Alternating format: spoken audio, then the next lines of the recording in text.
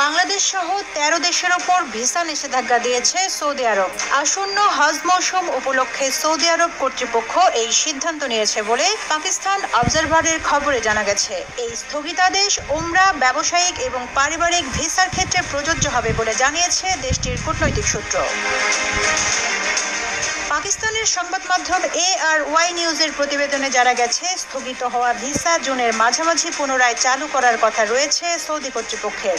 অস্থায়ী এই ভিসা নিষেধাজ্ঞার আওতায় পড়েছে বাংলাদেশ, পাকিস্তান, ভারত, মিশর, Indonesia, Iraq, Nigeria, Jordan, Algeria, Sudan, Ethiopia, Tunisia এবং ইয়েমেন। উমরা ভিসাধারীরা 13 এপ্রিল পর্যন্ত সৌদিতে প্রবেশ করতে পারবেন বলে নিশ্চিত করেছে সৌদি কর্তৃপক্ষ।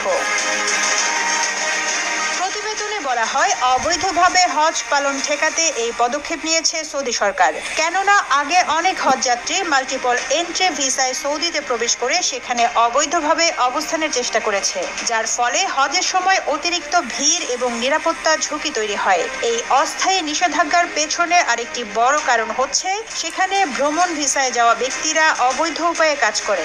ব্যবসায়িক এবং পারিবারিক ভিসায় প্রবেশ করা অনেক ব্যক্তি সেখানে অনুমতি ছাড়াই কাজের চেষ্টা করেন, যা ভিসার শর্ত ভঙ্গ করে এবং শ্রমবাজারে ব্যাঘাত সৃষ্টি করে। অস্থায়ী ভিসা নিষেধাজ্ঞা হজ মৌসুমে ভ্রমণ নিয়ন্ত্রণকে সহজতর করতে এবং নিরাপত্তাকে আরও জোরদার করবে বলে জানিয়েছে সৌদির পররাষ্ট্র মন্ত্রণালয়। জরিমানা এড়াতে অবৈধ ভ্রমণকারীদের এই নতুন নিয়ম মেনে চলার আহ্বান জানিয়েছে তারা।